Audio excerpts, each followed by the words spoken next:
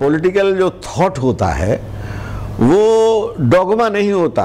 Marks ने अपने Marxism में लिखा कि Marxism is not a dogma, कि एक दफे हो गई सो गई। ये डायनेमिक चीज़ है, गतिशील है। जब लोहिया जी एक ऐसी व्यापक दृष्टि और जयप्रकाश जी की ऐसी व्यापक दृष्टि आज के नेताओं में बहुत कम में देखने को मिलेगी, मैं ये मानता हूँ। लोहिया जी की दृष्टि, तब पर्यावरण का इतना मुद्दा वो नहीं था, लेकिन उनकी दृष्टि पर्यावरण पर थी। उनकी दृष्टि रामायण मेला पर भी थी। उनकी दृष्टि जो थी वो किसान पर भी थी। उनकी दृष्टि जवान पर भी थी। उनकी दृष्टि बेरोजगारी पर भी थी। उनकी दृष्टि महिलाओं पर भी थी।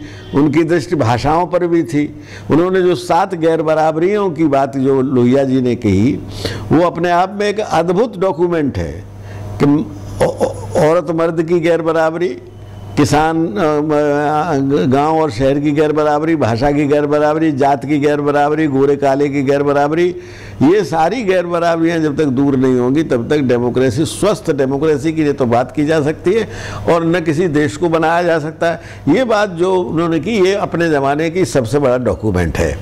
लेकिन लोहिया जी को भी पता नहीं था कि आगे चल के एक और ऐसा माहौल बनेगा जिसमें ज़बरदस्ती बहुमत के दबंगई के आधार पर एक मस्जिद को गिराया जाएगा।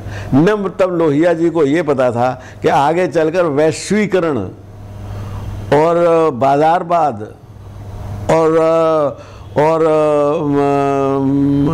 ऐसे उदारतावाद, ये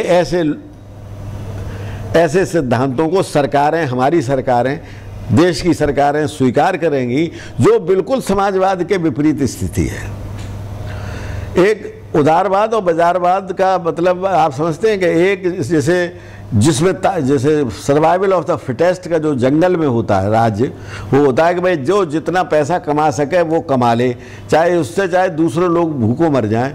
जब एक अंबानी जैसा बड़ा करोड़पति बनता है तो कई करोड़ लोग जो हैं गरीबी की रेखा के नीचे चले जाते हैं। ये इस तरह की समस्याएं आगे चल के आएंगी।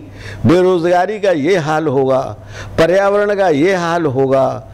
इसकी कल्पना उस समय लोहिया जी को भी नहीं थी, गांधी जी को भी नहीं थी और किसी उस समय के तत्कालीन नेता। इन मुद्दों को तो फेस किसने किया? इन मुद्दों को तो मुलायम सिंह जैसे लोगों ने फेस किया। मुलायम